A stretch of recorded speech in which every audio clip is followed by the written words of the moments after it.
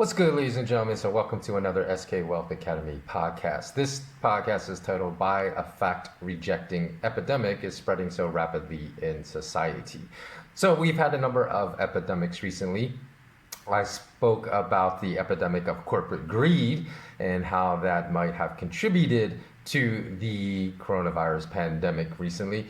Of course, there is then the viral coronavirus, and now we have an epidemic of fact rejecting, spreading very rapidly through society. So before I begin, please subscribe below if you have not. Please click the notification bell if you have already subscribed and have not clicked the bell. And please comment and like if you would like to see this video reach as many people as possible, as the YouTube/Google algorithm depends upon a video receiving a high number of likes and comments for it to be visible to non-subscribers. Otherwise, it is virtually invisible to non-subscribers. So the interesting thing about this algorithm is that I can address such topics in different mediums, like writing articles, which takes a lot longer. So that's why sometimes I just make videos about topics I want to address. But Zero Hedge recently published on their front page one of my articles regarding the reasons why the COMEX has physical shortages of gold right now. And obviously that article interested many people, as it received well over 300,000 reads. And I believe that made it the top read article on Zero Hedge for the entire month of March. And however, if I had made a video, put it on this YouTube channel with the exact same transcript of that article, instead of 300,000 people seeing it, if only 5 people liked it, due to the Google/YouTube algorithms, the video was likely only to have received a couple hundred views versus the 300,000 plus reads it would receive when it is pushed to the forefront of a medium. So I don't make this request pointlessly. It really does help. So if you would like to help my channel grow, please like, comment, and subscribe below. Okay, now let's get started. In my last video, I covered the fact rejecting epidemic among state leaders regarding the viral pandemic that was responsible for the enormous infectious outbreak in New York City that is happening at the current time, and will lead to enormous infectious outbreaks in Mexico City, among other heavily populated metropolitan centers in the world, in future weeks as well. Now, one of the reasons I stated that we live in a society that so easily dismisses facts against our very own best interests, even when it comes to something as vital as survival, is because of the complete systemic removal of critical thinking skill development from schools, not only at the high school level, but also at the university level and at the graduate school level all around the world. Because when I was obtaining my 2 master's degrees, some of the dumbest people that lacked any type of logical and critical thinking skills I met while I was in graduate school. So one of the reasons for that is the continued perpetuation of those in power stripping critical thinking skill development from the academia environment. So I also covered in the last video of how people that are not scientists, that have no expertise in their knowledge of various scientific subjects, now use the cover of science to dismiss open intellectual conversations, to stop intellectual debates in their tracks in favor of spreading stupidity and fact rejection throughout society. Now, the example I used in my last video are some, again, not all by any means, but some very prominent atheists that call the Darwinian origin of species evolutionary theory a fact, even though there literally is no scientific evidence to this day that would even come close to endorsing that theory as a fact. So knowledge and science is constantly evolving. So when further knowledge becomes available, an open-minded scientist that is without agenda will incorporate the new knowledge into his or her opinion to revise his or her opinion about an unproven theory. And this is exactly what happened with scientists that now reject Darwin's interspecies theory of evolution as highly improbable, to the point where they say is likely impossible. So I'm not speaking about Darwin's evolutionary theory that genetic selection occurs, survival of the fittest within species, but I'm talking about evolutionary theory of ape becoming man. So scientists without an agenda because they lack critical thinking skills, scientists with an agenda lack critical thinking skills, and therefore they reject new facts to cling to outdated and disproven beliefs. And not only scientists engage in this practice, but most people in society, unfortunately, engage in what I feel is a very self-defeating practice as well. So people that know nothing about science continually use science as a crux to support their own unsupportable beliefs, resulting to a false argument of you can't dispute science, or science proves this or that, which is a very lazy argument. Perhaps, we could excuse a 12-year-old child for defending his or her argument in this manner, but not certainly this is an indefensible argument by any adult of reasonable critical thinking ability, unless of course they're using science that is watertight in its exposition and saying you can't dispute science. In that case, then of course that is totally acceptable, totally defensible. However, as I've already stated, so many people in society use theories that have many holes in them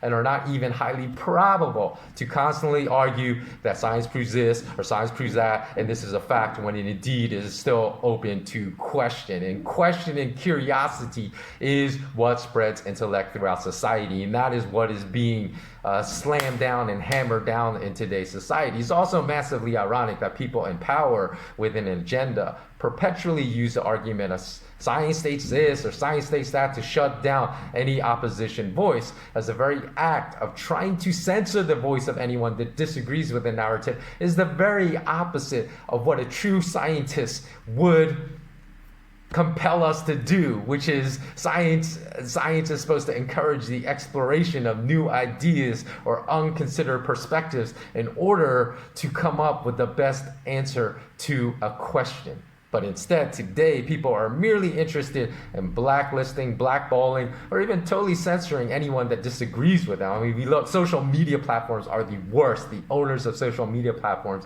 totally want to shut down open discourse and just want to promote their agenda. We've seen this time and time again with Facebook, Instagram, Twitter, and other social media platforms. So even if the people that disagree with someone else is wrong, then intellect and open debate should be the platform we use to prove them wrong, not totalitarian censorship as the owners of social media love to engage in, or even banning someone from speaking in a nation as the Aussie government did with David Icke. Now, while it is my opinion that David Icke says some crazy things, I've also heard him raise a lot of points that I believe are worth debating, even if I don't completely agree with them. And there are some points he has that I completely agree with. So banning someone from speaking just because you disagree with certain perspectives they have on certain issues is an insane reaction to a disagreement with someone's point of views. Every rejection or acceptance of views should be based upon an exposition of facts. That is the logical, critical thinking methodology of rejecting a point of view or accepting a point of view. For example, I heard David Icke say the reasons the Aussie government banned him from entering their country was because they disagreed with his views on vaccines and a few other topics I can't remember, probably like 9/11 and his thoughts on Israeli politics, which I agree with it. And so in any event, I don't know, I'm really sorry about that hammering going on in the background right now. But as I've put myself under social distancing, self-isolation, there's some construction going on next door. There's nothing I can do about that. And this video will never get made. So hopefully that won't be so annoying that that is going on in the background. But I'll try to get through this real quickly. So I heard David Icke say the reason Aussie government banned him from entering their country was because they disagreed with his views on vaccines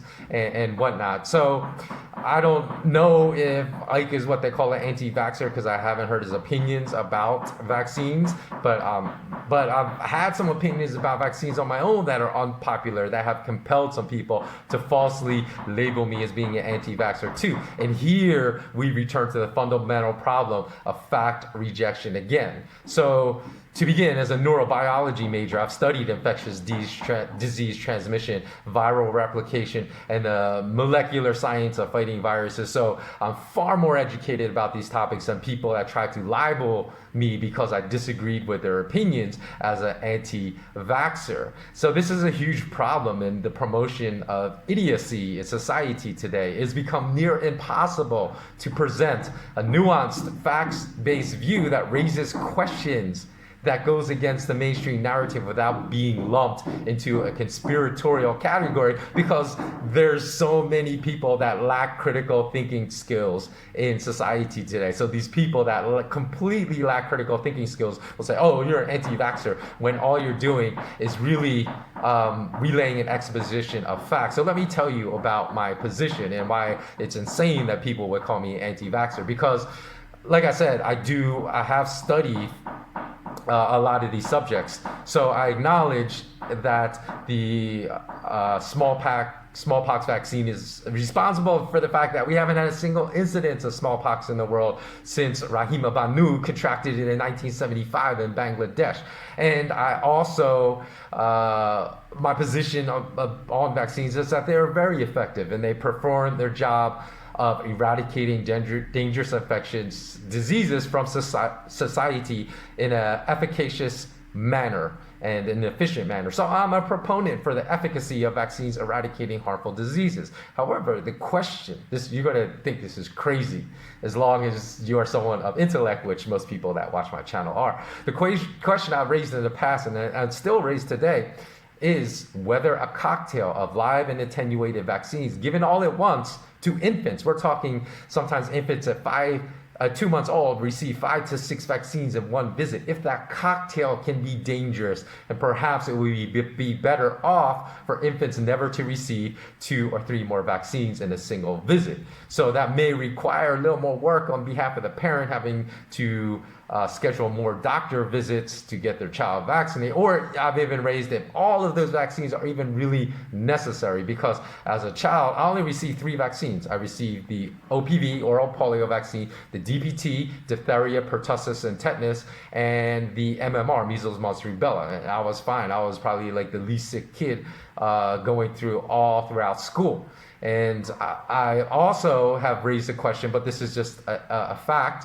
Again, I said I've noticed a correlation between the incidences of autism in kids that coincided with an increase in the number of vaccines infants were receiving in a single visit. I'm not saying vaccines cause, and the one that was raised was probably like MMR, there's the most correlation. And I even have been very explicit in saying correlation does not equate to causation, because there are all kinds of uncontrollable external factors, sometimes in studies, that could lead to correlation, but not necessarily causation. But I said this is something that's worth looking into, because the explosion and the incidences of autism in infants seem to track the time when infants were receiving more and more vaccines in the same visit. So is that cocktail dangerous? That's all I said. And because that goes against the narrative, people said, oh, you're an anti-vaxxer, without even listening to any of my other positions that are all fact and science based. So I didn't receive the hepatitis B and the Haemophilus influenza B vaccine until I was 21, because I was working in the healthcare industry, and due to increased exposure, it was recommended that I also receive those vaccinations. But again, like I said, people lose their minds today if you simply point out facts. And that's why we have an epidemic of fact rejection and increasing stupidity in society today. And in fact, scientific studies are often not reliable, because the conclusions made that originate from scientific studies are only as robust as the robustness of the methodology used to gather data. So I have read dozens of studies paraded by medical doctors on podcasts that receive millions of views as indisputable proof of their position on certain topics. And I've actually gone and read these reference studies and found that some of these reference studies are littered with massive problems in the methodology used to gather the reported data that invalidates the data as robust and would cause any person of average intellect to completely reject the findings as invalid, but yet they're being paraded by medical doctors as facts. So I've even discovered some of these studies to be published in medical journals with quote unquote stellar reputations in the medical society. But as I said, because I have an academic background in this, I've even published abstracts in US medical journals when I was still working in this field. And I know that even peer reviewed, which people often use as, oh, that's peer reviewed, you can't dispute it. That does not establish the legitimacy of a research paper, because if the peers reviewing the article all have the same agenda, then it is not a robust methodology of peer review. And this also happens as well, even in well-respected medical journals or other journals of other industries, which this fact often elicits a reaction of shock from people that don't understand.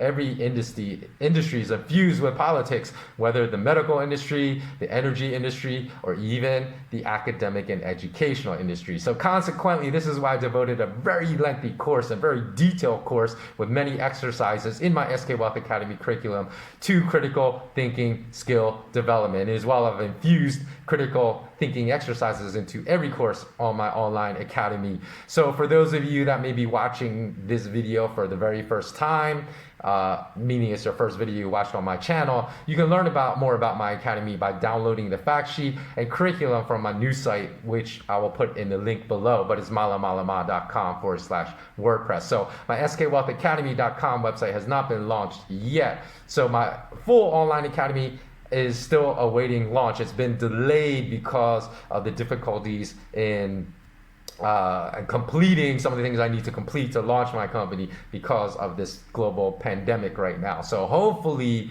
I will be launching within 1 month, but more realistically, as far as the timeline for my launch, is probably closer to 2 months. But just subscribe to my to this channel, my SK Wealth Academy podcast channel, and you will find out more about my imminent launch. So all the other links and all other references are in my video description. Oh, before I go, I also want to talk about one last thing about the coronavirus pandemic. Please do take this seriously. You can watch, I've made a number of videos addressing the facts and myths about this topic, so please, if you're more interested in learning the truth, go watch them.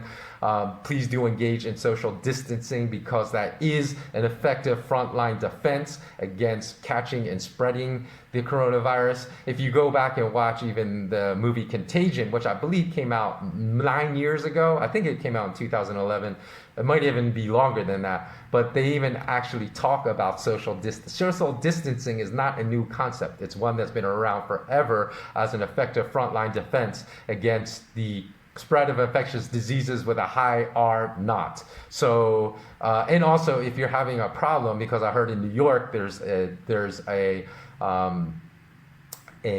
lack of face mask N95, you can go to Castle Disposables. I just actually had some masks sent to my father who couldn't get them in California from Castle Disposables. So go to www.castledisposables.com. I'm not saying this because this is not a paid promotion. I don't receive any money, but this is just a helpful tip I'm giving to people that can't find masks. Want to order them, you can go to castledisposables.com and get them there. So that's it. So thanks a lot for watching. As always, remain intensely curious. Don't let anyone shut your questions down that are based upon facts and try to slander you as a conspiracy theorist, because we need to spread intellect and light in this world. And right now, the people at the very top are trying to spread darkness and ignorance in this world. So always remain, that's why I end every video with this phrase, always remain intensely curious. Stay safe and bless up.